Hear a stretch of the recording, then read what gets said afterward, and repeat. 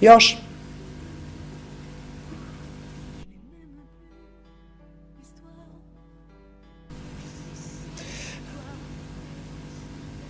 Poštovani gledalci Bela Mi televizije, dobroveče i dobrodošli u ovu zimsku sesiju razgovora i susreta sa Jugoslavom Petrušićem Dominikom.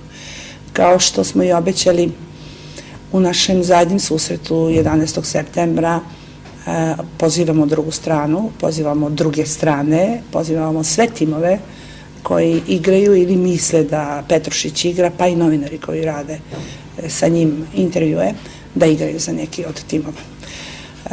Rastali smo se, dobroveče, dobrodošli, rastali smo se sa jednom vašom brigom.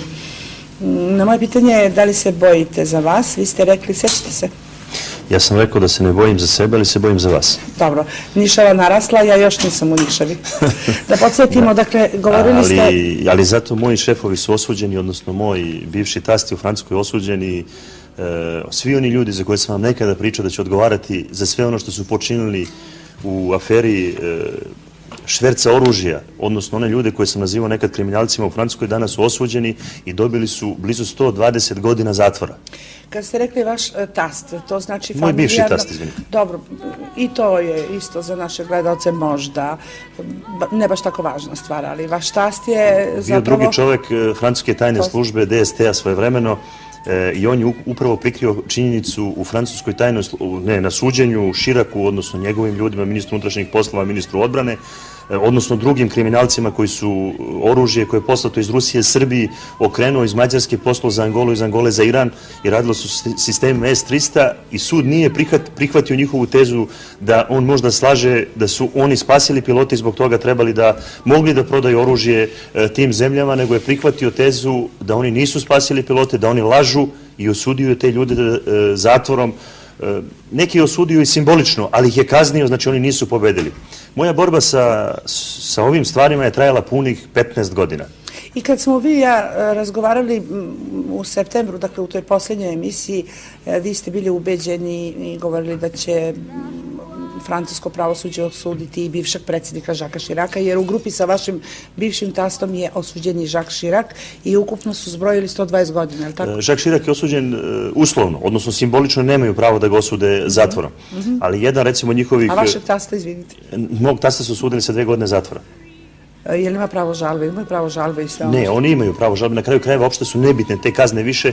Bitnije da su moralno oni kažnjeni i da više ne mogu da lažu ljude u Francuskoj. I da se zahvaljuju pokojnom Borisu Jelcinu. Upravo tako. Ne samo to, nego ovog puta, prvi put u istoriji toga kažnjeno je 49 ljudi, najmoćnijih u Francuskoj, odnosno nije im dato za pravo da lažu. Da ne koriste sistem, odnosno da se služe sistemom, nego je predsjednik Sarkozy dozvolio pravosuđu da te ljude izvede ispred lica pravde i da dokaže da su ti ljudi svojevremeno, dok je rat bio u Srbiji, koristili ovaj rat zarad svojih privatnih interesa, odnosno zarad svog materijalnog bogaćenja u sadejstvu sa našim tajnim službama sa svih ovih prostora. Gospodine Petrušiću, upotrebili ste jedan termin i sintagmu koristiti sistem, ne smeju da koriste sistem i to zvuči visoko demokratično i visoko utešno za sve nas obične ljude, dozvolite.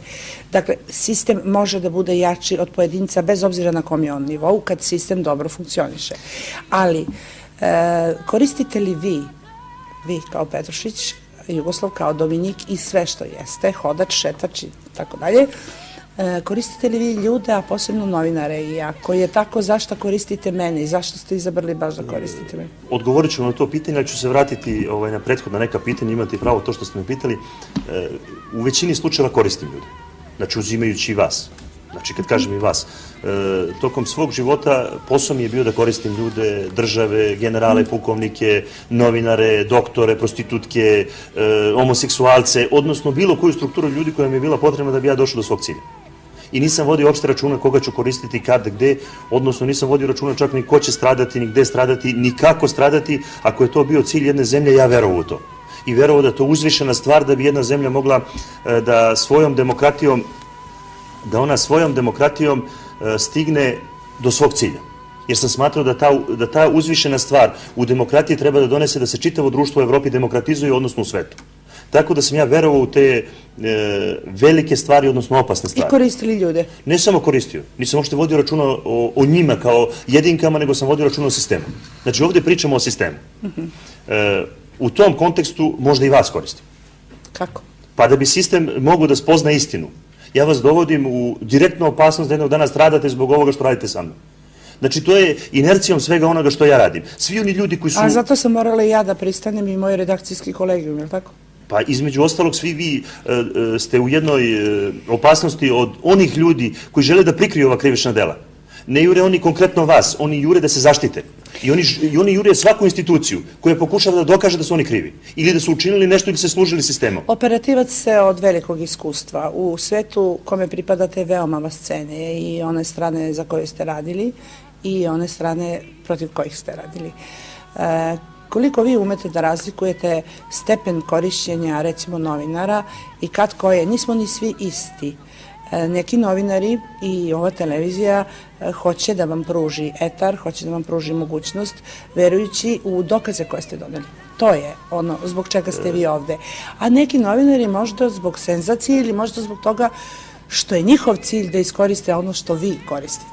Znate, u svakoj normalnoj društvenoj zajednici, uopšte nebitno da se mi nalazimo u Srbiji ili u Africi, Aziji, Latinskoj, bilo gde, na kraju krajeva na svetu, gde bi ja izgovorio ovoliko teških optužbi ili reči, gde bi ja sa vama pričao 20-ak sati, moralo bi... Koliko smo pričali. Koliko smo, na kraju krajeva, ne samo sa vama, nego sa bilo kojom institucijom, da li su to novine, televizija, da li je to u Francuskoj ili bilo kojoj drugoj zemlji. Evo da počnemo od njih, ja sam prvo kod njih to pričao. Neko bi mi dao prostora, pozvao bi me i rekao bi mi: Jugoslave Petrušiću, ovo su notarne laži i priveo bi me zbog toga, odnosno morao bi da odgovaram. Ako ništa, morao bi da odgovaram za uvredu časti, za povredu svega ovoga što činim, odnosno što radim društvenoj zajednici. Znači, ne privatno ljudima, nego društvenoj zajednici. To je strašno velika razlika.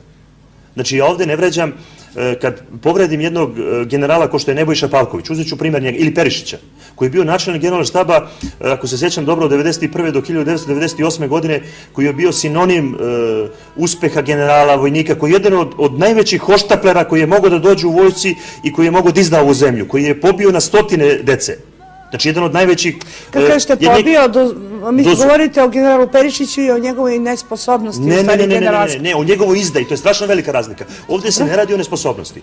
Ovde se radi o umišljaju njegovom, da radi za strane tajne službe, ali ne za strane tajne službe, nego za privatnike stranih tajnih službi da bi došao i domogao se nekog svog cilja da jednog dana bude jedan od glavnih ljudi u vojsci Jugoslavije, jer su mu tako obećali, odnosno današnjoj srpskoj vojsci. I takav čovek je doveo do takvih razaranja na svim stranama, da li je Hrvatska, Bosna, Kosovo ili bilo gde, i učinio dostupnim ciljeve u raznim gradovima u Srbiji, dao tačke gde će civili stradati. Jedan takav hoštapler danas u Hagu služi da potkrepi činjenice ljudi koji su sve ovo uradili. Znači, da priznamo zločin i na Kosovu, i u Srebrenici, i u Vukovaru, odnosno u Bosni, tamo koje su dešavali. Znači, Perišić ne brani Srbiju.